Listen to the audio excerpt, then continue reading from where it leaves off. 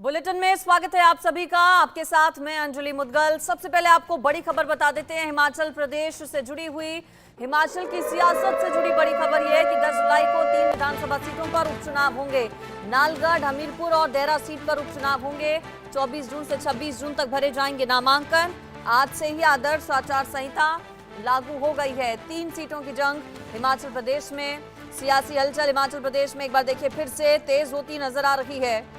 3 विधानसभा की सीटों पर हिमाचल प्रदेश में 10 जुलाई को होगी वोटिंग।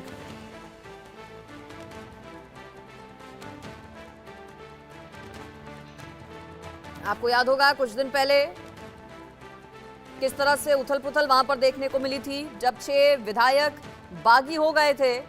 10 जुलाई को अब 3 विधानसभा सीटों पर उपचुनाव होना है। उपचुनाव के लिए तारीख का ऐलान हो गया है। हिमाचल प्रदेश में 3 निर्दलीय विधायकों ने इस्तीफा दरअसल दे दिया था और इसके बाद नालागढ़, देहरा और हमीरपुर विधानसभा सीट खाली हुई।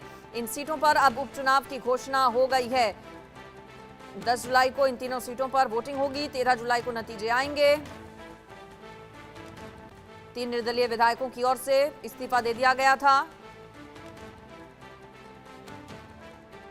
22 मार्च को इन निर्दलीय विधायकों ने सदस्यता से इस्तीफा दिया था। 23 मार्च को ये विधायक बीजेपी में शामिल हो गए थे, जिसके बाद नालगढ़, हमीरपुर और देहरा सीट पर अब उपचुनाव कराया जा रहा है। लोकसभा चुनाव रिजल्ट से एक दिन पहले 3 जून को स्पीकर ने निर्दलीय विधायकों का इस्तीफा स्वीकार कर लिया था। तीनों नेता स्पीकर के फैसले में हो रही देरी पर कोर्ट भी पहुंचे थे। आपको याद दिला दें, 68 सीटों वाला हिमाचल प्रदेश, 68 विधानसभा की सीटें हिमाचल प्रदेश में। अभी विधानसभा की संख्या फिलहाल 65 है। 38 विधायक यहाँ पर कांग्रेस के हैं, 27 बीजेपी के विधायक हैं।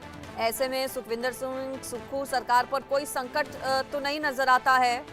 सरकार में बने रहने के लिए यहाँ पर फिलहाल 30 विधायकों की जरूरत है।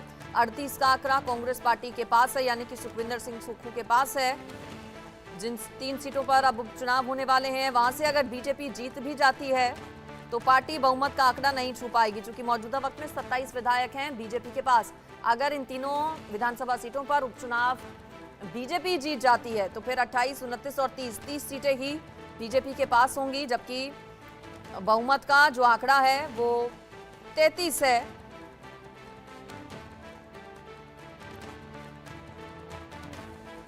तीस विधायकों की कमी फिर भी होगी बीजेपी के पास। ऐसे में सुक्खू सरकार को कोई खतरा नहीं है।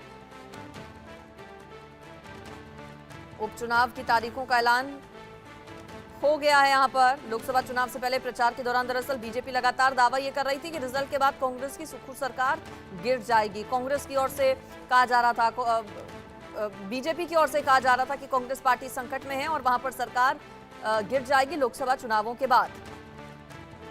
वहीं दूसरी ओर कांग्रेस के नेताओं की ओर से हिमाचल प्रदेश में ऑपरेशन लोटस के आरोप लगाए जा रहे थे बीजेपी पर। अब यहां पर 3 सीटों पर उपचुनाव की तारीख सामने आ चुकी है।